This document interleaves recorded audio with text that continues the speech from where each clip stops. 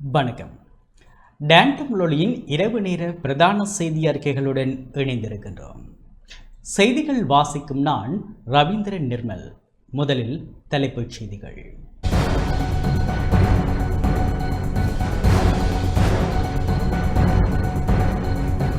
அத்தியாவசிய சேவைகளை தடையின்றி முன்னெடுத்து செல்வது குறித்து ஜனாதிபதி கலந்துரையாடல். தேசிய எரிபொருள் அனுமதி பத்திர முறை மீண்டும் நடைமுறை.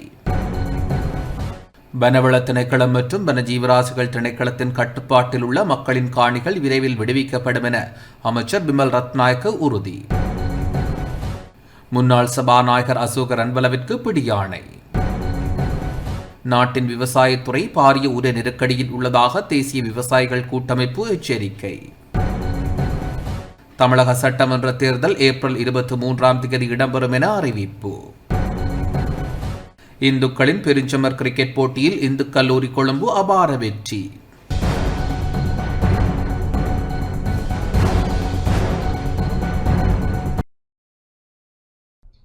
தொடர்வது முதன்மை செய்திகள்.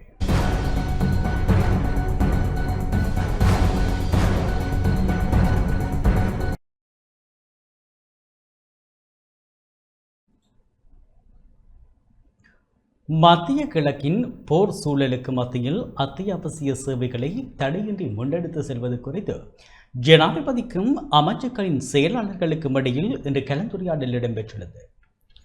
மத்திய கிழக்கில் ஏற்பட்டுள்ள போர் சூழலால் அத்தியாவசிய சேவைகளை முறையாக பேணுவதில் எழுந்துள்ள சிக்கல்கள் குறித்து ஜனாதிபதி அனுரகுமார திசாநாயக்கவுக்கும் அமைச்சர்களின் செயலாளர்கள் உள்ளிட்ட நிறுவன தலைவர்களுக்கும் இடையிலான கலந்துரையாடல் இன்று ஜனாதிபதி அலுவலகத்தில் நடைபெற்றது. இதன்போது சுகாதாரம், கல்வி, கைத்தொழில், விவசாயம் மற்றும் கடற்றொழில் போன்ற துறைகள் குறித்து கவனம் செலுத்தப்பட்டதுடன் அந்தந்த துறைகளிலும் தற்போதைய எரிபொருள் தேவைகள் குறித்து அமைச்சர்களின் செயலாளர்களால் ஜனாதிபதிக்கு விளக்கம் அளிக்கப்பட்டது. முன்வைக்கப்பட்ட விடயங்களை ஆராய்ந்த ஜனாதிபதி சுகாதாரத்துறை போன்றவற்றுக்கு தேவையான அத்தியாவசிய எரிபொருள் கையிருப்புகளை பிரதேச ரீதியாக பராமரிப்பதற்கான சாத்தியக்கூறுகளை ஆராயுமாறு கேட்டுக்கொண்டார். அதேபோன்று வீட்டிலிருந்து பணியாற்றும் முறைமை குறித்து மேலும் ஆராய்ந்து அறிக்கை சமர்ப்பிக்குமாறு செயலாளர்களுக்கு அறிவுறுத்தினார். எதிர்காலத்தில் ஏற்படக்கூடிய நிலைமைகள் குறித்து முன்கூட்டியே எதிர்ப்பு கூற முடியாது என்பதால் எந்த ஒரு சூழ்நிலையையும் எதிர்கொள்ள தயாராக இருக்க வேண்டியதன் அவசியத்தையும் அதற்காக தற்போது அறிமுகப்படுத்தப்பட்டுள்ள டிஜிட்டல் குறியீட்டு முறையை மேலும் முறைப்படுத்த வேண்டியதன் அவசியத்தையும் ஜனாதிபதி சுட்டிக்காட்டினார். தற்போதுள்ள டிஜிட்டல் குறியீட்டு முறையில் காணப்படும் குறைபாடுகளை மிக விரைவில் திருத்தி அமைத்து அதனை புதுப்பிக்குமாறும் ஜனாதிபதி அறிவுறுத்தினார். மேலும் உருவாகும் புதிய நிலைமைகள் குறித்து தொடர்ச்சியான கண்காணிப்புடனும் அவதானத்துடனும் இருக்க வேண்டும் என்றும் ஒவ்வொரு துறையும் தனித்தனியாக முடிவெடுப்பதற்கு பதிலாக ஒட்டுமொத்தமாக சிந்தித்து சவால்களுக்கான மாற்று வழிகளை கண்டறிந்து செயற்படுத்த வேண்டும் என்றும் இதற்காக பரஸ்பர புரிந்துணர்வுடன் விரைவாக செயற்படுமாறும் ஜனாதிபதி வலியுறுத்தினார். கலந்துரையாடலில் வெளிவிவகார, வெளிநாட்டு வேலைவாய்ப்பு மற்றும் சுற்றுலாத்துறை அமைச்சர் விஜித ஹேரத், கைத்தொழில் மற்றும் தொழில் முயற்சியாண்மை அபிவிருத்தி பிரதி அமைச்சர் சதுரங்க அபேசிங்க, ஜனாதிபதியின் செயலாளர் நந்திக சனத் குமாநாயக்க, ஜனாதிபதியின் டிஜிட்டல் பொருளாதார ஆலோசகர் ஹான்ஸ் விஜயசூரிய, ஜனாதிபதியின் பணிக்குழாம் பிரதானி பிரபாத் சந்திர கீர்த்தி, ஜனாதிபதியின் சிரேஷ்ட மேலதிக செயலாளர் ரோஷான் கமகே ஆகியோருடன் சுகாதாரம், கல்வி, கைத்தொழில் மற்றும் கடற்றொழில் அமைச்சுக்களை பிரதிநிதித்துவப்படுத்தி அமைச்சுக்களின் செயலாளர்கள் மற்றும் நிறுவன தலைவர்கள் கலந்து கொண்டனர்.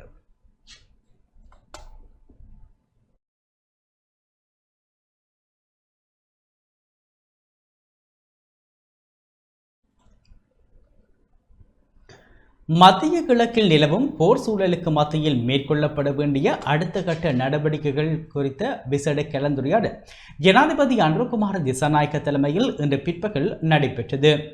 மத்திய கிழக்கு போரினால் நிலக்கரி, எரிவாயு, எண்ணெய் உள்ளிட்ட வலுசக்தி விநியோக கட்டமைப்புகளுக்கு ஏற்பட்டுள்ள தடைகள் மற்றும் அந்த தடைகளை எதிர்கொண்டு தொடர்ச்சியான எரிபொருள் விநியோகத்தை உறுதிப்படுத்துவதற்காக ஒவ்வொரு துறையினராலும் தற்போது எடுக்கப்பட்டுள்ள நடவடிக்கைகள் மற்றும் முன்மொழியப்பட்டுள்ள மாற்று வழிகள் குறித்து இதன்போது முன்ஆய்வு செய்யப்பட்டது. இந்த நிலைமையானது இலங்கைக்கு மாத்திரமன்றி உலக நாடுகள் அனைத்துக்கும் பெரும் தாக்கத்தை ஏற்படுத்தியுள்ளதாக குறிப்பிட்ட ஜனாதிபதி இதனை எதிர்கொள்வதில் டிஜிட்டல் குறியீட்டு முறை, வீட்டிலிருந்து பணியாற்றுதல் போன்ற மாற்று வழிமுறைகளை முறையான திட்டமிடலுடன் நடைமுறைப்படுத்துவதன் மூலம் தேசிய பொருளாதாரத்துக்கு ஏற்படும் பாதிப்பை குறைத்துக் கொள்ள முடியும் என சுட்டிக்காட்டினார். அத்துடன் உருவாகி வரும் புதிய நிலைமைகள் குறித்து மக்களுக்கு தொடர்ச்சியாக தெளிவுபடுத்தும் முறையான தகவல் தொடர்பு முறையை பேண வேண்டியதன் அவசியத்தையும் அவர் வலியுறுத்தினார். தற்போது நடைமுறையில் உள்ள டிஜிட்டல் குறியீட்டு முறையின் கீழ் இதற்கு முன்னர் பதிவு செய்யாத நபர்களுக்கு ஏற்பட்டுள்ள தடைகளை விரைவாக நீக்குவது குறித்து இங்கு கலந்துரையாடப்பட்டது. அரசு மற்றும் தனியார் துறைகளை ஒன்றிணைத்து கைத்தொழில் துறையில் ஏற்படும் புதிய சவால்களை எதிர்கொள்வதற்கு எடுக்கக்கூடிய நடவடிக்கைகள் குறித்து கவனம் செலுத்தப்பட்டது. தற்போதைய சூழலானது கடந்த கொரோனா காலப்பகுதியை விடவும் மாறுபட்டது என்பதால் புதிய நிலைமைக்கு ஏற்றவாறு மாற்று நடவடிக்கைகளை பின்பற்றி எரிபொருள் சிக்கன முறைகளை வெளிப்படுத்த வேண்டும் என்றும் இதன்போது ஆலோசிக்கப்பட்டது. மத்திய கிழக்கு போர் சூழலில் அவ்வப்போது ஏற்படும் மாற்றங்களை முறையாக கண்காணித்து தேசிய பொருளாதாரத்துக்கு ஏற்படும் பாதிப்புகளை குறைப்பதற்கான மாற்று வழிகள் குறித்து தொடர்ச்சியான அவதானத்துடன் இருக்குமாறு ஜனாதிபதி அதிகாரிகளுக்கு அறிவுறுத்தினார். இந்த சந்திப்பில் தொழில் அமைச்சரும் நிதி மற்றும் திட்டமிடல் பிரதி அமைச்சருமான அனில் ஜெயந்த, வலுசக்தி அமைச்சர் குமார் ஜேக்கொடி, வெளிவிவகார, வெளிநாட்டு வேலைவாய்ப்பு மற்றும் சுற்றுலாத்துறை அமைச்சர் விஜித கேரத், ஜனாதிபதியின் செயலாளர் நந்திக சனத் குமாநாயக்க, ஜனாதிபதியின் டிஜிட்டல் பொருளாதார ஆலோசகர் ஹான்ஸ் விஜயசூரிய, ஜனாதிபதியின் பொருளாதார ஆலோசகர் துமிந்த ஹலங்கம்புவ, மத்திய வங்கி ஆளுநர் நந்தலால் வீரசிங்க, நிதியமைச்சின் செயலாளர் ஹர்சன சூரிய பெருவ, பாதுகாப்பு அமைச்சின் செயலாளர் ஓய்வு பெற்ற ஏர்வைஸ் மார்ஷல் சம்பத் துயக்கொண்ட, இலங்கை பெட்ரோலிய கூட்டுத்தாபனத்தின் தலைவர் யானக ராஜகரண, லெட்ரோ எரிவாயு நிறுவனத்தின் தலைவர் சன்ன குண்டவர்த்தன உள்ளிட்டோர் கலந்து கொண்டனர்.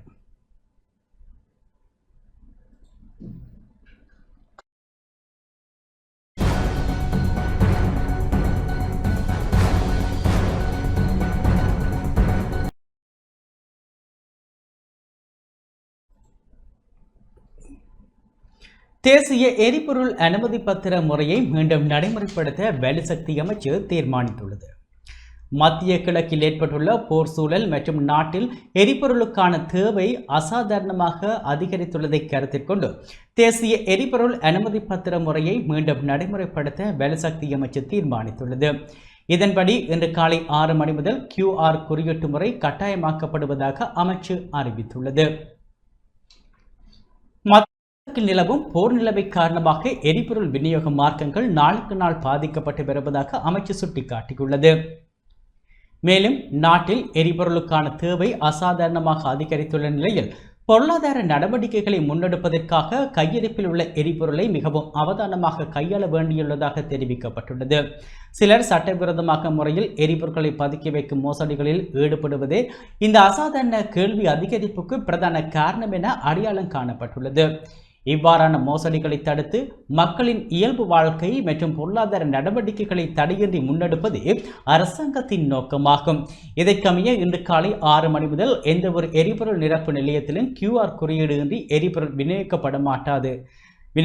வாகனத்தின் உரிமையாளர் அல்லது தொலைபேசி இலக்கம் மாறவில்லை எனில் 2026 3/14 நள்ளிரவு முதல்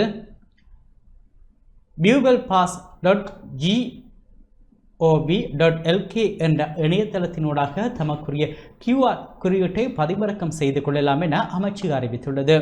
வாகனத்தின் உரிமையாளர் அல்லது தொலைபேசி இலக்கம் மாறியிருப்பின் 2026 3/15 காலை 6 மணி முதல் அதே இணையதளத்தில் மீண்டும் பதிவு செய்ய வேண்டும். முன்னர் QR பதிவு செய்யாதவர்கள் மற்றும் மோட்டார் போக்குவரத்து திணைக்களத்தில் புதிதாக பதிவு செய்யப்பட்ட வாகனங்களின் உரிமையாளர்கள் இன்று காலை 6 மணி முதல் இணையதளத்தில் பதிவு செய்ய வேண்டும். அந்த வகையில் வாராந்தம் பேருந்துகள் 60 லிட்டர், மோட்டார் சைக்கிள்கள் 5 லிட்டர், வேன்கள் 40 லிட்டர், மோட்டார் வாகனங்கள் 15 லிட்டர், மோட்டார் லொரிகள் 200 லிட்டர், காணி வாகனங்கள் 25 லிட்டர், முச்சக்கர வண்டிகள் 15 லிட்டர், விசேட தேவையான வாகனங்கள் 40 லிட்டர் என்ற வகையில் எரிபொருளை பெற்றுக்கொள்ளலாம். நாட்டின் உற்பத்தி நடவடிக்கைகள் மற்றும் அத்தியாவசிய சேவைகளை பேணுவதற்கு தேவையான வாகனங்களுக்கு உரிய நிறுவனங்களுடன் இணைந்து விசேட வேலை திட்டத்தின் கீழ் எரிபொருள் விநியோகிக்கப்படும். தனியார் பயணிகள் போக்குவரத்து பேருந்துக்கான எரிபொருள் இலங்கை போக்குவரத்து சபையூடாக விநியோகிக்கப்படும் என வலுசக்தி அமைச்சு வெளியிட்டுள்ள அறிக்கையில் தெரிவிக்கப்பட்டுள்ளது.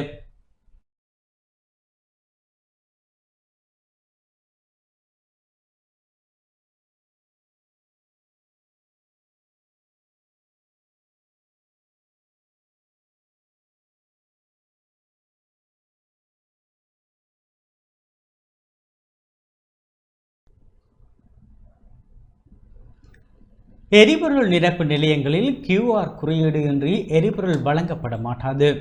உரிய QR குறியீட்டுக்கு அமைய எரிபொருள் வழங்கப்படும் என எரிபொருள் நிரப்பு நிலைய உரிமையாளர்கள் சங்கத்தின் தலைவர் குமார ராஜபக்ஷ தெரிவித்துள்ளார். ஊடகவியலாளர் சந்திப்பில் கலந்து கொண்டு கருத்து தெரிவித்த போதே அவர் இவ்வாறு தெரிவித்தார். அரசாங்கத்தின் அறிவுறுத்தலின்படி QR குறியீடு முறையை பயன்படுத்தி எரிபொருள் விநியோக பணி தற்போது மீண்டும் தொடங்கப்பட்டுள்ளது. இன்று காலை 7 மணி முதல் 9 மணி வரையிலான காலப்பகுதியில் எரிபொருள் நிரப்பு நிலையங்கள் இந்த QR குறியீட்டு முறையுடன் வெற்றிகரமாக இணைக்கப்பட்டன. தற்போது அனைத்து எரிபொருள் நிரப்பு நிலையங்களிலும் இந்த முறையினூடாக எரிபொருள் விநியோகம் சீராகவும் வெற்றிகரமாகவும் நடைபெற்று வருகின்றது. கேன்கள் மற்றும் போத்தல்களுக்கு எரிபொருள் வழங்கப்பட மாட்டாது. பொதுமக்கள் தமது சொந்த வாகனங்களில் வந்து எரிபொருளை பெற்றுக்கொள்ள வேண்டும்.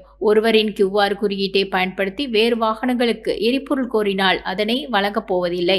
புதிதாக வாகனங்களை கொள்வனவு செய்தவர்களுக்கு QR குறியீட்டை பெற்றுக்கொள்வதில் சிக்கல்கள் இருப்பதாக முறைப்பாடுகள் கிடைத்துள்ளன. அதற்கு அரசாங்கம் விரைவில் தீர்வை வழங்கும் என எதிர்பார்க்கிறோம். தற்போது QR முறைமை வெற்றிகரமாக செயல்படுத்தப்பட்டு வருகின்றது. இதில் எரிபொருள் நிரப்பு நிலைய ஊழியர்களுக்கு பாரிய பொறுப்பு உள்ளது.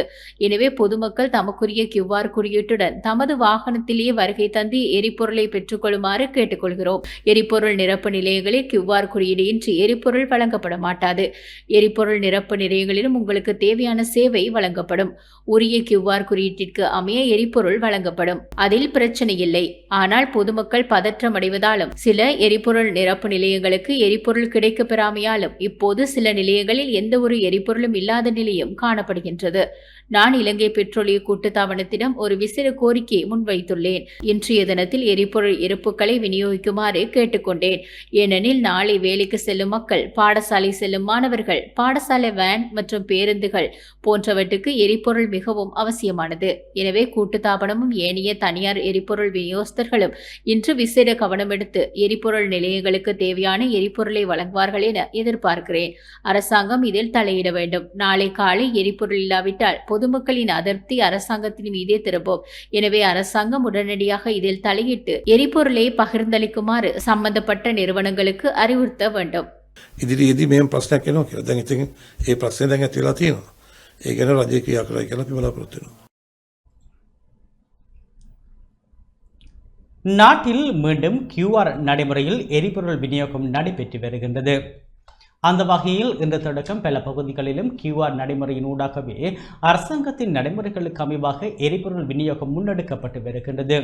இந்நிலையில் கிளிநொச்சி விசுவமடு பகுதியில் மக்கள் QR முறைமையூடாக எரிபொருளை பெற்று வருகின்றமை குறிப்பிடத்தக்கது.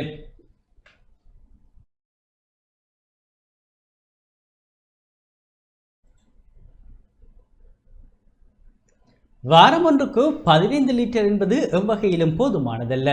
வாரத்துக்கு எங்களுக்கு குறைந்தபட்சம் 80 லிட்டர் தேவைப்படுகின்றது. ஆனால் நாட்டின் தற்போதைய நிலைமையை கருத்தில் கொண்டு குறைந்தபட்சம் 35 லிட்டர் எரிபொருளையாவது வழங்குமாறு தேசிய டாக்ஸி முச்சக்கர வண்டி சாரதிகளின் ஒன்றியத்தின் தலைவர் ஜஸ்மின் லங்கா தெரிவித்துள்ளார். மத்திய கிழக்கு போர் சூழலில் கப்பல் போக்குவரத்து தடைப்பட்டுள்ள நிலையில் எம்மை போன்ற நாடுகளுக்கு எரிபொருளை இறக்குமதி செய்வது பெரும் சவாலாக உள்ளது. இத்தகைய தருணத்தில் எரிபொருளுக்கு குவாட்டா முறைமையை மீண்டும் அறிமுகப்படுத்தியது வரவேற்கத்தக்கது. இல்லையெனில் பணம் படைத்தவர்கள் பீப்பாய் கணக்கில் எரிபொருளை சேமித்து வைத்துக் கொண்டு ஏனையவர்களுக்கு தட்டுப்பாட்டை ஏற்படுத்தி விடுவார்கள். எனவே அரசின் இந்த முடிவுக்கு நான் மதிப்பளிக்கிறேன். ஆயினும் இதில் ஒரு நடைமுறை சிக்கல் உள்ளது. குறிப்பாக செயலிகள் மூலம் தொழில் செய்யும் எங்களை போன்ற ஓட்டுநர்களுக்கு ஒரு நாளைக்கு குறைந்தது 8 முதல் 10 லிட்டர் எரிபொருள் தேவைப்படுகிறது. தற்போது அறிவிக்கப்பட்டுள்ளபடி வாரத்திற்கு 15 லிட்டர் என்றால் ஒரு நாளைக்கு சுமார் 2 லிட்டர் மட்டுமே கிடைக்கும்.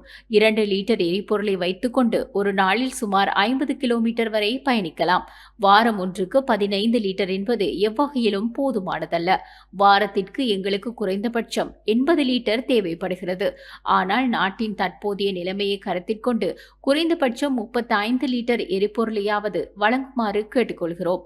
ஒரு நாளைக்கு 2100 ரூபாய் வருமானம் கிடைத்தால் அதில் 15% நிறுவனத்திற்கு கமிஷனாக வழங்க வேண்டும். மீதமுள்ள பணத்தை வைத்துக்கொண்டு நாங்கள் எப்படி வாழ்வது?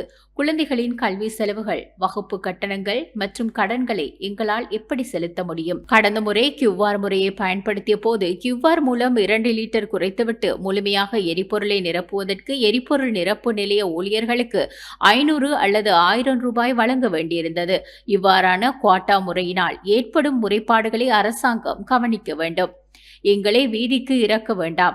வாழ வேண்டுமென்றால் நாங்கள் எங்கள் தொழிலை செய்ய வேண்டும். அதற்கான சூழலை எங்களுக்கு ஏற்படுத்தி தருமாறு மீண்டும் கேட்டுக்கொள்கிறோம். நாங்கள் வீதிக்கு வந்து போராடி எரிபொருளை பெற்றுக்கொள்ள வேண்டிய அவசியம் இல்லை என நினைக்கிறேன். ආණ්ඩුවෙන් ඉල්ලා සිටිනවා අපිව පත් කරන්න එපා, අපිව මහපාරට ගේන්න එපා කියන එක.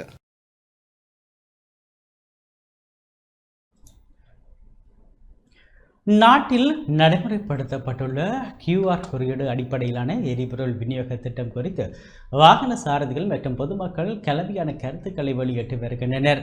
எரிபொருள் பதுக்கலை தடுப்பதற்கும் நீண்ட வரிசைகளை கட்டுப்படுத்துவதற்கும் இத்திட்டம் ஒரு சிறந்த தீர்வாக அமைந்திருப்பதாக பல சாரதிகள் வரவேற்பு தெரிவித்துள்ளனர். இருப்பினும் வாராந்தம் வழங்கப்படும் எரிபொருள் ஒதுக்கீடு போதுமானதாக இல்லை என்பதே பொதுமக்களின் பிரதான முறைப்பாடாக உள்ளது. குறிப்பாக மோட்டார் சைக்கிள் மற்றும் கார்களுக்கு ஒதுக்கப்பட்டுள்ள அளவு அன்றாட தேவைகளை பூர்த்தி செய்யவில்லை என அவர்கள் கவலை தெரிவிக்கின்றனர். இதேவேளை வாழ்வாதாரத்துக்காக வாகனங்கள் செலுத்தும் முச்சக்கர வண்டி மற்றும் வாடகை வாகன சாரதிகள் தமது தொழில் பாதிக்கப்படாமல் இருக்க மேலதிக ஒதுக்கீட்டை எதிர்பார்ப்பதாக வலியுறுத்தினர். பதுக்கலை கட்டுப்படுத்தும் அதேவேளை மக்களின் தேவைக்கேற்ப ஒதுக்கீடுகளை சீரமைப்பதன் மூலமே இந்த QR நடைமுறை முழுமையாக வெற்றியளிக்கும் என பொதுமக்கள் சுட்டிக்காட்டுகின்றனர். சிறிய இடைவெளியை தொடர்ந்து செய்திகளுடன் இணைந்திருக்கின்றோம். வனவள திணைக்களம் மற்றும் வனஜீவராசிகள் திணைக்களத்தின் கட்டுப்பாட்டில் உள்ள மக்களின் காணிகள் விரைவில் விடுவிக்கப்படும் என அமைச்சர் பிமல் ரத்நாயக்க இன்று யாழ்ப்பாணத்தில் தெரிவித்தார். வனவள திணைக்களம் மற்றும் வனஜீவராசிகள் திணைக்களத்தின் கட்டுப்பாட்டில் உள்ள மக்களின் காணிகளை விடுவிக்கும் நடவடிக்கைகள் முன்னெடுக்கப்பட்டு வருவதாகவும் நிர்வாக சிக்கல்கள் விரைவில் தீர்க்கப்பட்டு மக்கள் தங்கள் சொந்த பகுதிகளில் மீண்டும் குடியேறுவதற்கான சூழல் உருவாக்கப்படும் என்றும் போக்குவரத்து நெடுஞ்சாலைகள் மற்றும் நகர மேம்பாட்டு அமைச்சர் பிமல் ரத்நாயக்க தெரிவித்துள்ளார். வளமான நாடு அழகான வாழ்க்கை என்ற துணைப்பொருளின் கீழ் யாழ்ப்பாண மாவட்டத்தில் 117.4 மில்லியன் ரூபாய் செலவில் கேர்நகர் சுற்றுவட்ட வீதியின் புனரமைப்பு பணிகளை உத்தியோகபூர்வமாக ஆரம்பித்து வைக்கும் நிகழ்வு இன்று நடைபெற்றது. இதில் கலந்து கொண்டு உரையாற்றிய போதே போக்குவரத்து நெடுஞ்சாலைகள் அமைச்சர் இவ்வாறு தெரிவித்தார். உலகளாவிய போர் பதற்றத்தை முன்னிட்டு சித்திரை புத்தாண்டுக்கு பின்னர் எரிபொருள் நெருக்கடி ஏற்படும் வாய்ப்பை கருத்தில் கொண்டு QR முறைமை மீண்டும் அறிமுகப்படுத்தப்பட்டுள்ளதாகவும் அவர் கூறினார். ඉන්න තිබිච්ච විශාල පිරිසක් අපේ රටට නැති කරලා තිබෙනවා. මේ කරන හැම සංවර්ධන කටයුත්තකින්ම අපි දෙන ඉන්විටේෂන් එක තමයි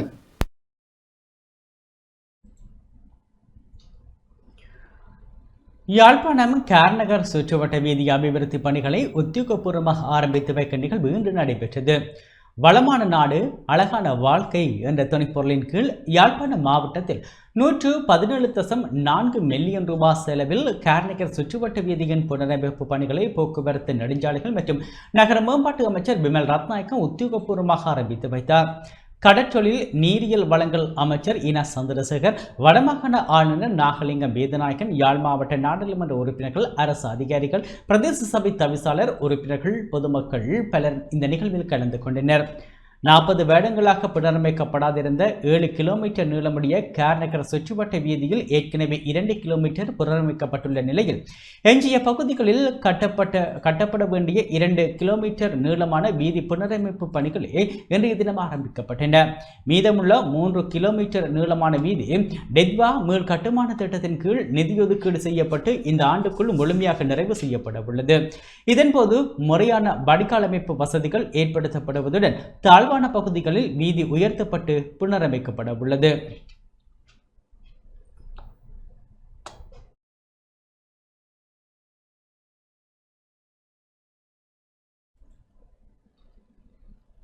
இந்நிகழ்வில் உரையாற்றிய வடக்கு மாகாண ஆளுநர் போக்குவரத்து நெடுஞ்சாலைகள் மற்றும் நகர மேம்பாட்டு அமைச்சர் பிமல் ரத்நாயக்கவின் ஆதரவில் வடக்கு மாகாணத்தின் வீதி புனரமைப்பு நடவடிக்கைகள் விரைவுபடுத்தப்படுகின்றன என்று தெரிவித்தார். வளமான நாடு அழகான வாழ்க்கை என்ற துணிப்பொருளின் கீழ் மறுமலர்ச்சிக்கான ஒரு பாதையாக இன்று யாழ் மாவட்டத்தில் இந்த கார்நகர் பிரதேசத்திலே 117 மில்லியன் ரூபா செலவிலே ஒரு சுற்றுவட்ட வீதி புனரமைப்பு பணிகள் ஆரம்பித்து வைக்கப்பட்டுள்ளதை நான் மிகவும் மகிழ்ச்சி அடைகிறேன். அநேகமாக நான் அந்த ஆளுநராக வந்திட்டு மகிழ்ச்சி அடைகிறேன் என்றால் நான் பல 4 மாவட்டங்களில் அரசாங்க அதிபராக இருந்தேன். பல தேவைகள் நிறைவேற்றப்படாமல் இருந்தன. இந்த அரசாங்கம் வந்த பின்னர் பல தேவைகள் நிறைவேற்றப்பட்டு கொண்டிருக்கின்றன. உண்மையிலே அதோடு எங்களுக்கு பெரிய மகிழ்ச்சியாக இருக்கின்றது. கூடுதலாக பல தேவைகள் அந்த வகையிலே இந்த வீதியும் ஒரு மிக முக்கியமான வீதி. கார்நகர் என்பது மிக முக்கியமான இடம். எங்களுடைய ஒரு பல அறிஞர்களை உருவாக்கிய இடம், பல வணிகர்களை உருவாக்கிய இடம், பல பேராசிரியர்களை உருவாக்கின இடம். அவை அந்த வகையில் இது ஒரு மிக முக்கியமான இடம். இந்த சுற்றுவட்ட பாதை உண்மையிலே எங்களுக்கு சுற்றுலாத்துறைக்கும் இது ஒரு மிக முக்கியமான இடமாக இருக்கிறது என்றால் இந்த கசுருனா பீச்சோடு சம்பந்தப்பட்டது. அவை அந்த வகையில் இது ஒரு மிக முக்கியமான இடம். இந்த அமைச்சினூடாக செய்யப்படுகின்ற வீதி அபிவிருத்தி அதிகார சபையினூடாக செய்யப்படுகின்ற வீதிகள் மட்டுமல்ல, மாகாண சபைக்குரிய நிதிகளும் அரசாங்கத்தினால் தரப்படுகின்ற நிதிகள் தான். மாகாணத்துக்கு வார நிதிகளும் அரசாங்கத்தினால் தரப்படுகின்ற நிதிகள் தான். அந்த வகையிலே வீதி அபிவிருத்தி நிகழ்கின்ற பல வீதிகள் மற்றும் பெரிய சபைக்குரிய வீதிகளும் நாங்கள் அந்த மாகாண சபைக்கு குறித்து ஒதுக்கப்படுகின்ற நிதிகளை நாங்கள் செய்து வருகின்றோம். அது ஒரு மிக முக்கியமாக இருக்கின்றது. உண்மையிலே எங்களது இந்த வடமாகாணத்தை பொறுத்த மட்டிலே பெரிய பிரதான வீதிகள் செய்யப்பட்டிருந்தாலும் பல அந்த கிராம வீதிகள் பல செய்யப்படாமல் இருந்தது. இந்த அரசாங்கத்தின் கீழ்தான் அந்த கிராமப்புறங்களுக்கு முக்கியத்துவம் கொடுத்து அந்த கிராமப்புற வீதிகளை செய்கின்ற செயற்பாடு நடைபெற்றுக் கொண்டிருக்கிறது. நான் நினைக்கிறேன் இன்னும் ஒரு 2-3 வருடங்களே நாங்கள் ஒரு மிக தன்னிறைவை இந்த வீதியிலே ஒரு தன்னிறைவை கண்டுபிட முடியும். அநேகமான தேவைகளை நாங்கள் பூர்த்தி செய்ய முடியும்.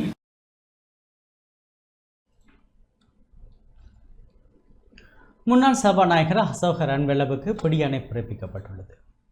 முன்னாள் சபாநாயகர் அசோக ரன்வெல்லவை கைது செய்யுமாறு மகர நீதவான் நீதிமன்றம் ஒரு பிடியாணை உத்தரவு பிறப்பித்துள்ளது. சபகஸ்கந்த பகுதியில் இடம்பெற்ற வாகன விபத்து தொடர்பான வழக்கு இன்று மகர நீதவான் நீதிமன்றில் விசாரணைக்கு எடுத்துக் கொள்ளப்பட்ட போது அவர் நீதிமன்றில் முன்னிலையாகவில்லை. இதனை கருத்தில் கொண்ட மகர மேலதிக நீதவான் பண்டார இலவங்க சிங்க பிடியாணை உத்தரவை பிறப்பித்தார்.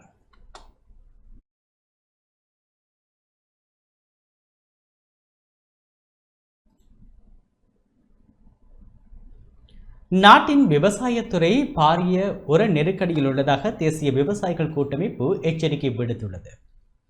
எதிர்வரும் சிறுபோகம் மற்றும் பெரும்போகத்துக்கு தேவையான நெற்பயிர் செய்கை உள்ளிட்ட ஒட்டுமொத்த விவசாயத்துறைக்கும் தேவையான உரத்தின் அளவை பெற்றுக்கொள்ள முடியாமையினால் பாரியதொரு நெருக்கடி உருவாகி வருவதாக தேசிய விவசாயிகள் ஒன்றியத்தின் தலைவர் அனுராத தென்னகோன் தெரிவித்துள்ளார். தேசிய விவசாய ஒற்றுமை சங்கம் ஏற்பாடு செய்திருந்த ஊடகவியலாளர் சந்திப்பில் கலந்து கொண்டு கருத்து தெரிவித்த போதே அவர் இவ்வாறு தெரிவித்தார். බලපාන ප්‍රශ්නයක් තියෙනවා. ඒ තමයි පොහොර ප්‍රශ්නේ. மத்திய கிழக்கில் நிலவும் போர் சூழல் காரணமாக உர இறக்குமதி மேலும் சிக்கலாகியுள்ளதுடன் உள்நாட்டு களஞ்சிய சாலைகளில் போதிய கையிருப்பு இல்லாதது ஒரு பாரிய பிரச்சனையாக உருவெடுத்துள்ளது. யூரியாவின் ஒட்டுமொத்த தேவை சுமார் 5,50,000 மெட்ரிக் டன்களாகும். ஆனால் தற்போது நாட்டில் போதிய உர கையிருப்பு இல்லை. 5,50,000 மெட்ரிக் டன் உரத்தை சேமித்து வைப்பதற்கான வசதிகள் அரசிடமோ அல்லது தனியார் துறையிடமோ இல்லை. தற்போது எமக்கு கிடைத்த தகவலின்படி நாட்டில் சுமார் 60,000 மெட்ரிக் டன் யூரியா மட்டுமே கையிருப்பில் உள்ளது. ஒட்டுமொத்த வருடாந்த உர தேவை சுமார் 6,50,000 மெட்ரிக் டன்களாகும். தற்போது போதுமான கையிருப்பு இல்லாததால் வரவிருக்கும் போகத்தில் விவசாயிகள் பாரிய உர நெருக்கடியை சந்திக்க நேரிடும். உலக சந்தையில் ரஷ்யாவிடமிருந்து 1 மெட்ரிக் டன் உரத்தை $200 குறைவான விலையில் பெற முடியும் என சில நிறுவனங்கள் எங்களிடம் தெரிவித்துள்ளன. ஆனால் அரசாங்கம் அந்த வாய்ப்பை தவிர்த்துவிட்டு உலக சந்தையில் விலை எவ்வளவு இருந்தாலும் 1 மெட்ரிக் டன் உரத்தை $400 கொடுத்து வாங்க முற்படுகிறது. கடந்த காலங்களில் உலக சந்தையில் உரத்தின் விலை $325 முதல் $350 இருந்த போதும் இவர்கள் $400 கொடுத்தே கொள்வனவு செய்தனர். இதன் பின்னணியில் பெரியளவிலான ஊழல் மற்றும் மாஃபியா செயற்பாடுகள் இடம்பெறுகின்றன. இம்முறை விவசாயிகளுக்கு உரம் பெற்றுக்கொள்வதில் கடும் சவால்கள் உள்ளன. தற்போது ஒரு மூடை யூரியா உரத்தின் விலை 7,800 முதல் 8,000 ரூபாவாக இருந்தால் எதிர்வரும் காலங்களில் அது 15,000 முதல் 20,000 ரூபாய் வரை அதிகரிக்க வாய்ப்புள்ளது. அந்த விலைக்குள் கூட உரத்தை பெற்றுக்கொள்வது கடினமாகலாம். இலங்கையின் வருடாந்த உர தேவையை பார்த்தால் நெற்செய்கைக்கு மாத்திரம் பெரும்போகத்தில் சுமார் 8,50,000 ஹெக்டேயர்களும் சிறுபோகத்தில் சுமார் 4,00,000 ஹெக்டேயர்களும் பயிரிடப்படும். மொத்தமாக ஆண்டுக்கு சுமார் 13,50,000 ஹெக்டேயர் பரப்பளவில் நெற்செய்கை முன்னெடுக்கப்படுகின்றது. இதற்கு மாத்திரம் சுமார் 3,30,000 மெட்ரிக் டன் யூரியா உரம் தேவைப்படுகிறது. ගොවියාට වින කරනවා නම් ආණ්ඩුවට හෙන තියන්න අපි සූදානම් කියලා කියන්නේ.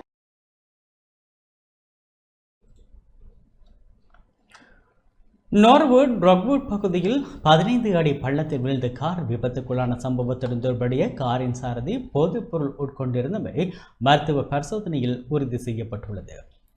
சிவனொளிபாத மலைக்கு யாத்திரையை சென்றுவிட்டு நுவரெலியை நோக்கி திரும்பிக் கொண்டிருந்த போது நார்வுட் ராக்வுட் பகுதியில் 15 அடி பள்ளத்தில் விழுந்து விபத்துக்குள்ளான சம்பவத்துடன் தொடர்புடைய காரின் சாரதி போதைப்பொருள் உட்கொண்டிருந்தமை மருத்துவ பரிசோதனையில் உறுதி செய்யப்பட்டுள்ளதாக தெரிய வருகின்றது.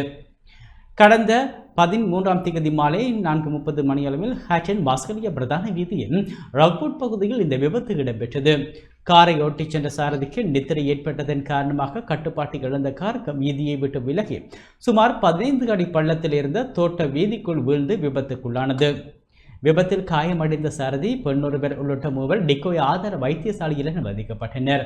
இதன்போது சாரதியிடம் மேற்கொள்ளப்பட்ட மருத்துவ பரிசோதனையில் அவர் போதைப்பொருள் உட்கொண்டிருந்தமை கண்டறியப்பட்டுள்ளதாக நார்வுட் போலீசார் தெரிவித்தனர்.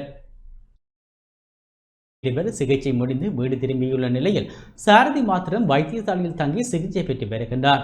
அவர் வைத்தியசாலையில் இருந்து வெளியேறியதும் போதைப்பொருள் உட்கொண்டு வாகனத்தை செலுத்தியமை மற்றும் கவனக்குறைவாக வாகனத்தை செலுத்தியமை ஆகிய குற்றச்சாட்டுகளின் கீழ் கைது செய்யப்பட உள்ள நிலையில் அதனைத் தொடர்ந்து அவரை ஹட்டன் நீதிவான் நீதிமன்றத்தில் ஆஜர்படுத்த போலீசார் தீர்மானித்துள்ளதாக தெரிய வருகின்றது.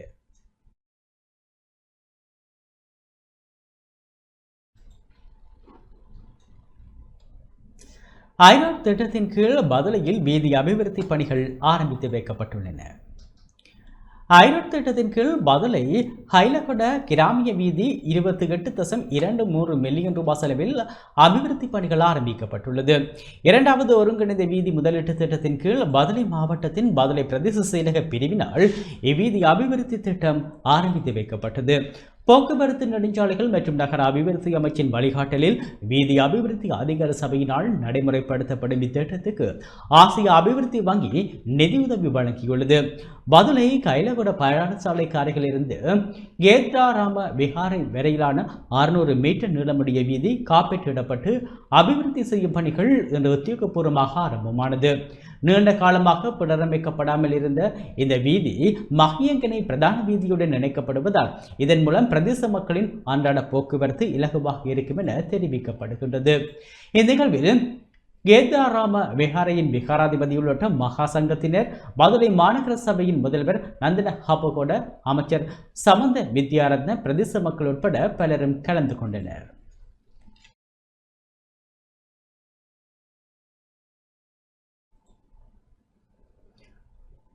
யாழ்ப்பாணம் வடமராட்சியில் டெத்வா புயலால் பாதிக்கப்பட்ட குடும்பங்களுக்கு நஷ்டஈடு வழங்கப்பட்டது. கடந்த வருடம் ஏற்பட்ட டெத்வா புயலால் யாழ்ப்பாணம் வடமராட்சியில் பாதிக்கப்பட்ட குடும்பங்களுக்கு தலா 2 லட்சம் ரூபாய் நஷ்டஈடு வழங்கி வைக்கப்பட்டது. குறித்த நிகழ்வுகள் வடமராட்சி வடக்கு பிரதேச செயலகத்திலும் வடமராட்சி தெற்கு மேற்கு பிரதேச செயலகத்திலும் இடம்பெற்றுள்ளது. பிரதேச செயலகங்களின் பிரதேச செயலர் தலைமையில் இடம்பெற்ற நிகழ்வில் நாடாளுமன்ற உறுப்பினரும் வடமராட்சி ஒருங்கிணைப்பு குழு தலைவருமான ராஜீவன் ஜெயச்சந்திரமூர்த்தி கலந்து கொண்டு தலா 2 லட்சம் ரூபாவுக்கான காசோலைகளை வழங்கி வைத்தார்.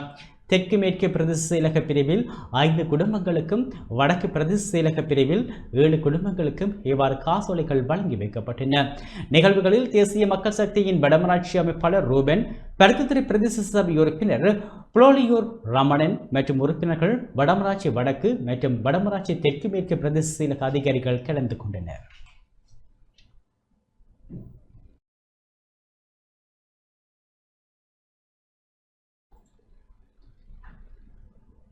கிழக்கு மாகாண ஊடகவியலாளர்கள் ஒன்றியத்தினால் இளைஞர்களுக்கு ஊடக பயிற்சி செயலமர்வு நடத்தப்பட்டது.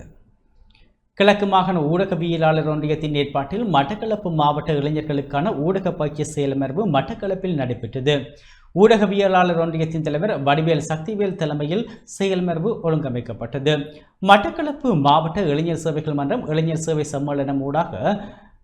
பிரதேச செயலர் பிரிவுகளில் உள்ள இளைஞர் கழகங்களில் இருந்து தலா ஒரு நபர் என்ற அடிப்படையில் 14 பிரதேச செயலர் பிரிவுகளில் இருந்து 14 பேர் தெரிவு செய்யப்பட்டு அவர்களுக்கு செய்தி எழுதும் முறை, ஊடகாரம், போலி செய்திகளையும் உண்மை செய்திகளையும் இனங்காணுதல், சைபர் பாதுகாப்பு போன்ற விடயங்கள் பற்றி இங்கு பயிற்சி அளிக்கப்பட்டது.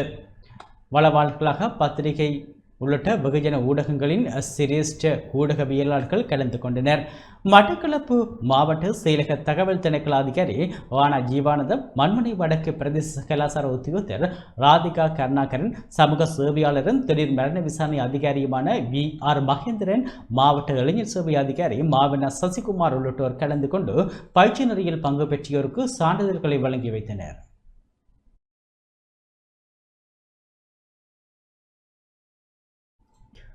சிறு இடைவெளி தொடர்ந்து செய்திகளுடன் இணைந்திருக்கின்றோம். மட்டக்களப்பில் நடுத்தர தொழில் முனைவோரின் விற்பனை கண்காட்சி இன்று நடைபெற்றது. மட்டக்களப்பில் நடுத்தர பெண் தொழில் முனைவோருக்கு சந்தை வாய்ப்பினை ஏற்படுத்தி கொடுக்கும் முகமாக விற்பனை கண்காட்சி இன்று ஒழுங்குபடுத்தப்பட்டது. ஐக்கிய நாடுகளின் சனத்தொகை நிதியம் உட்பட பல்வேறு தொண்டு நிறுவனங்கள் இணைந்து இதனை ஒழுங்கு செய்தன. சிறந்த பெண் தொழில் முயற்சியாளர்களினால் உற்பத்தி செய்யப்பட்ட உற்பத்தி பொருட்கள் காட்சிப்படுத்தப்பட்டிருந்தன. விற்பனை கண்காட்சியின் பிரதம அதிதியாக மட்டக்களப்பு மாவட்ட உதவி மாவட்ட செயலாளர் ஜீனா பிரணவன் கலந்து சிறப்பித்தார். மாநகர பிரதி முதல்வர் வைரமுத்து தினேஷ்குமார் உட்பட திணைக்கள உயர் அதிகாரிகளும் இதில் கலந்து கொண்டனர். ஐக்கிய நாடுகள் சபையினுடைய சனத்தொகை நிதியம் UNFPA, ILO மற்றும் யுனெஸ்கோ நிறுவனங்கள் இணைந்து நடாத்துகின்ற இலவே 2026 இன்றைய வர்த்தக கண்காட்சியிலே குறிப்பாக இந்த நிகழ்வினை ADT லேண்ட் டெவலப்மெண்ட் ட்ரஸ்ட் மற்றும் கேப்ச நிறுவனம் மட்டக்களப்பு மாவட்டத்திலே இந்த நிகழ்வினை நடாத்தி வருகின்றது. குறிப்பாக வாகரை, செங்கலடி போன்ற பிரதேசங்களில் இருக்கின்ற சிறிய நடுத்தர கைத்தொழிலாளர்களுடைய உற்பத்தி பொருட்களை நாங்கள் இன்று மட்டக்களப்பு கல்லடி அமைந்துள்ள பொது மைதானத்திலே இன்று நாங்கள் காட்சிப்படுத்துகின்றோம். இந்த நிகழ்வுக்கு உதவி அரசாங்க அதிபர், அதே போல் இந்த பிரதேசத்திலே இருக்கின்ற எங்களுடைய உதவி மேயர் மற்றும் ஏனைய அரச உத்தியோகத்தில் இணைந்து இந்த நிகழ்வினை ஆரம்பித்து மிக சிறப்பாக ஆரம்பிக்கப்பட்டது.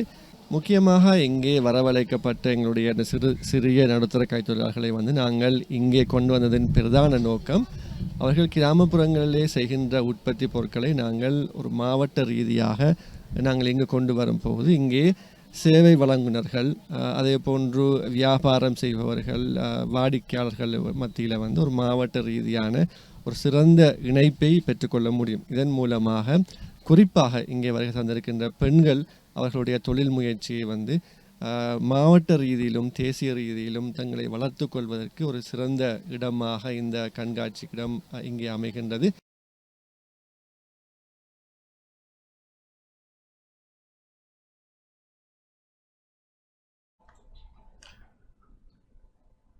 பதுளையில் இருந்து அம்பேவல நோக்கி பயணித்த ரயில் தடம் புரண்டதில் ரயில் போக்குவரத்து பாதிக்கப்பட்டுள்ளது.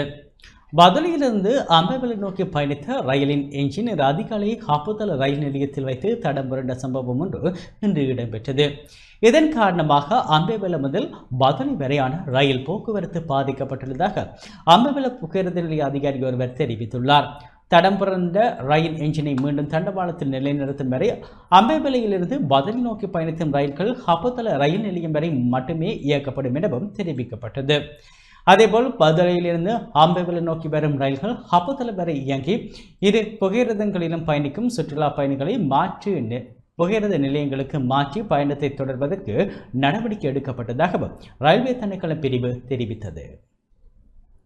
யாழ்ப்பாணம் வடமராட்சி கிழக்கு ஆம்பென் பிரதேச மருத்துவமனையில் இலங்கை செஞ்சிலுவை சங்கத்தினர் சிரமதான பணியில் ஈடுபட்டனர். யாழ்ப்பாணம் வடமராட்சி கிழக்கு ஆம்பென் பிரதேச மருத்துவமனையில் இலங்கை செஞ்சிலுவை சங்கத்தின் யாழ்ப்பாண கிளையினர் இன்றைய தினம் சிரமதான பணியினை முன்னெடுத்திருந்தனர். யாழ்ப்பாணம் மாவட்ட இலங்கை செஞ்சிலுவை சங்க தலைவர் சங்கரப்பிள்ளை திரவியராசா தலைமையில் இடம்பெற்ற சிரமதான பணியில் இலங்கை செஞ்சிலுவை சங்க உறுப்பினர்கள் பலர் கலந்து கொண்டனர்.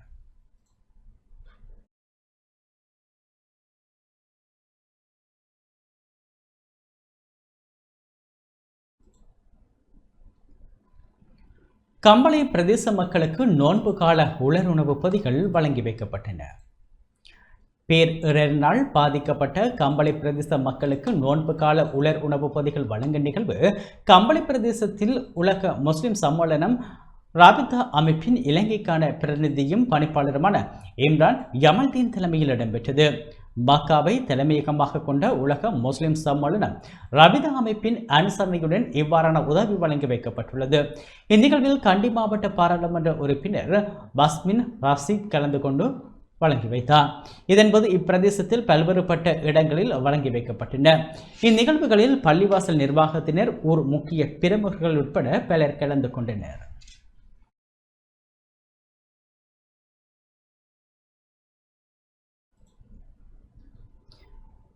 மத்திய மாகாணத்தை சேர்ந்த 25 பேர் கொண்ட குழுவினர் இந்தியாவின் நெய்டாவில் நடத்தப்படும் 14 நாள் இலவச பயிற்சியில் கலந்து கொள்ள உள்ளனர்.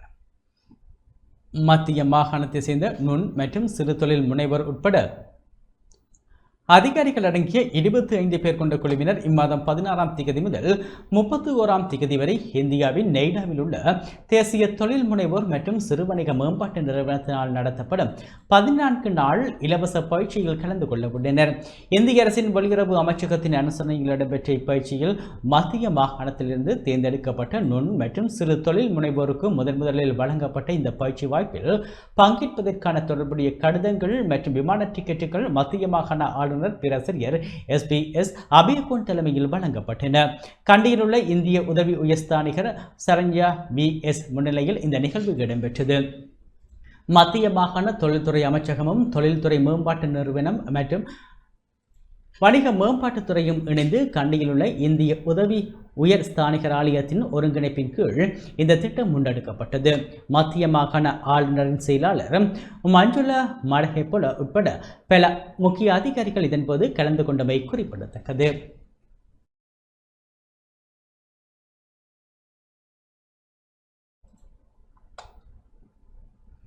சிவனொளிபாதம் மலைக்கு போதைப் பொருளை எடுத்து சென்ற எண்பர் கைது செய்யப்பட்டுள்ளனர். சிவனொளிபாதம் மலைக்கு சென்ற எண்பர் போதைப் பொருளுடன் கைது செய்யப்பட்டுள்ளதாக போலீசார் தெரிவித்தனர். மஸ்கலியா போலீஸ் பிரிவுக்குட்பட்ட மஸ்கலியா மசாக்கல சோதனை சாவடியில் முன்னெடுக்கப்பட்ட சோதனை நடவடிக்கையின் போது இவ்வாறு கைது செய்யப்பட்டுள்ளனர். சிவனொளிபாதமலை யாத்திரைக்காக வெளி மாவட்டங்களில் இருந்து வரும் பக்தர்களின் எண்ணிக்கை கடந்த 2 தினங்களாக அதிகரித்துள்ள நிலையில் சோதனை நடவடிக்கைகளும் தீவிரப்படுத்தப்பட்டுள்ளது. இந்நிலையில் 20 தினங்களில் மேற்கொள்ளப்பட்ட சோதனை நடவடிக்கையின் போது இவ்வாறு 8 பேர் கைது செய்யப்பட்டுள்ளதாகவும் அவர்களிடமிருந்து ஐஸ், கஞ்சா, போதை மாத்திரைகள் உள்ளிட்ட சில போதைப் பொருட்கள் மீட்கப்பட்டுள்ளதாகவும் போலீசார் தெரிவித்துள்ளனர். சந்தேக நபர்கள் கொழும்பு, களுத்துறை, காலி, எம்பிலிப்பட்டிய உள்ளிட்ட பிரதேசங்களை சேர்ந்தவர்கள் என தெரிய வருவதுடன் இது தொடர்பான மேலதிக விசாரணைகளை போலீசார் முன்னெடுத்துள்ளனர்.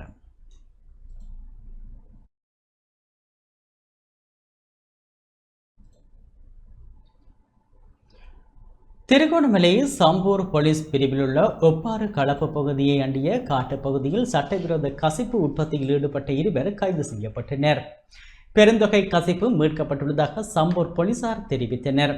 சம்பூர் போலீசாருக்கு கிடைக்கப்பெற்ற இரகசிய தகவலின் அடிப்படையில் ஒப்பாறு களப்பு பகுதியை அண்டிய காட்டுப்பகுதி நேற்று மாலை சுற்றி வளைக்கப்பட்டது. சுற்றி வளைப்பில் கசிப்பு காய்ச்ச பயன்படுத்தப்படும் கோடா, கசிப்பு உற்பத்திக்கு பயன்படுத்தப்படும் வயர்கள் என்பவற்றுடன் 27 மற்றும் 33 வயதுடைய 2 சந்தேக நபர்களும் கைது செய்யப்பட்டிருந்தனர். கைது செய்யப்பட்ட சந்தேக நபர்கள் இன்று காலை போலீஸ் பிணையில் விடுவிக்கப்பட்டுள்ளதுடன் எதிர்வரும் வியாழக்கிழமை மூதூர் நீதவான் நீதிமன்றில் ஆஜர்படுத்தப்பட உள்ளதாக சம்பூர் போலீசார் தெரிவித்தனர்.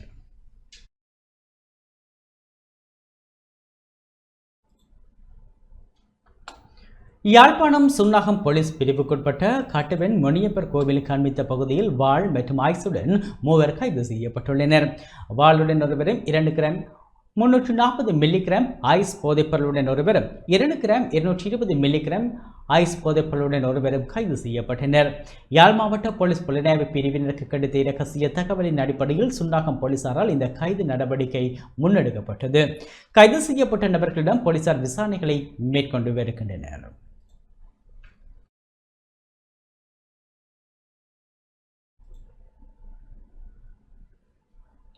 குற்றங்கள் மற்றும் போதைப்பொருள் தடுப்புக்காக போலீஸ் மா அதிபரின் ஆலோசனையின் பேரில் நாடளாவிய ரீதியில் முன்னெடுக்கப்படும் விசேட நடவடிக்கையின் நாளாந்த அறிக்கையை போலீசார் வெளியிட்டுள்ளனர்.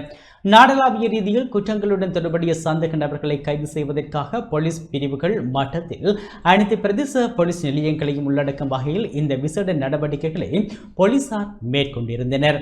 அதற்கமைய நேற்று போலீசாரால் 29,859 பேர் சோதனைக்குட்படுத்தப்பட்டதுடன் இதன்போது சந்தேகத்தின் பேரில் 681 பேர் கைது செய்யப்பட்டுள்ளனர். அத்துடன் இந்த நடவடிக்கையின் போது குற்றங்களுடன் நேரடியாக தொடர்புடையவர்களாக அடையாளம் காணப்பட்ட 14 பேரும், பிடியாணை பிறப்பிக்கப்பட்ட 286 பேரும், திறந்த பிடியாணை கொண்ட 160 பேரும் போலீசாரால் கைது செய்யப்பட்டுள்ளனர். மேலும் மதுபோதையில் வாகனம் செலுத்திய 260 பேரும், கவனீனமாக வாகனம் செலுத்திய குற்றச்சாட்டில் 65 பேரும் கைது செய்யப்பட்டுள்ளதுடன் வேறு போக்குவரத்து விதிமுறைகள் தொடர்பில் 4,485 பேரும் இதன்போது போலீசாரால் கைது செய்யப்பட்டுள்ளனர்.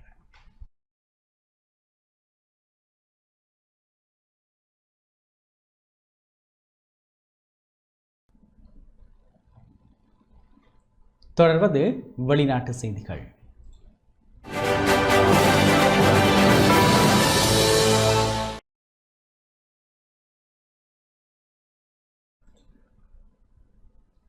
தமிழக சட்டமன்ற தேர்தல் திகதி அறிவிக்கப்பட்டது.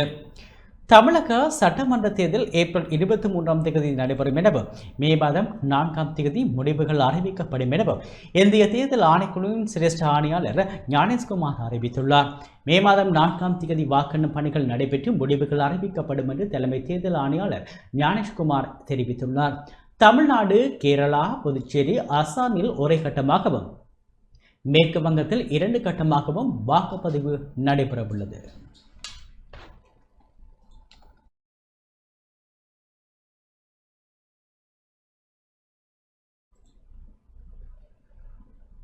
தொடர்வது விளையாட்டு செய்திகள்.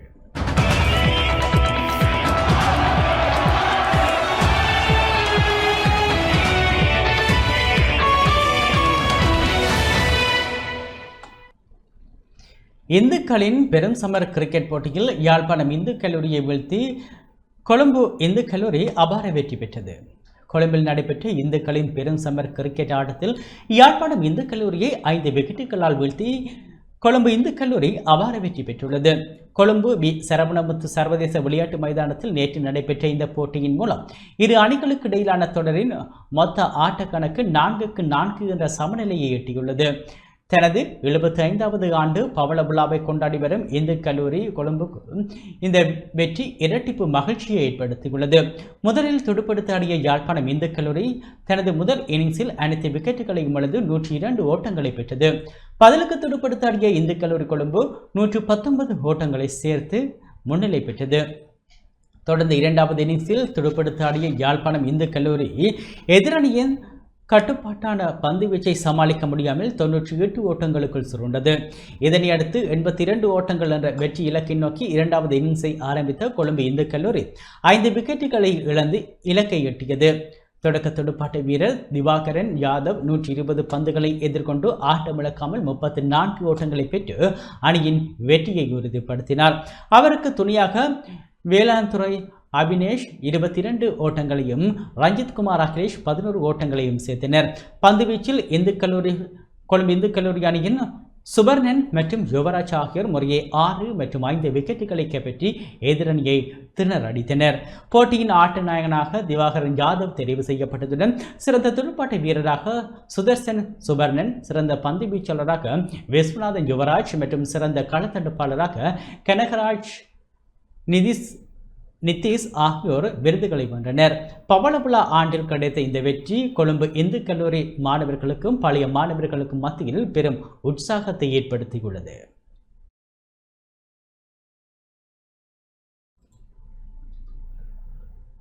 இத்துடன் நமது இந்த செய்தி அறிக்கை நிறைவு பெற்றது. தொடர்ந்தும் நமது நிகழ்ச்சிகளுடன் இணைந்திருங்கள். வணக்கம்.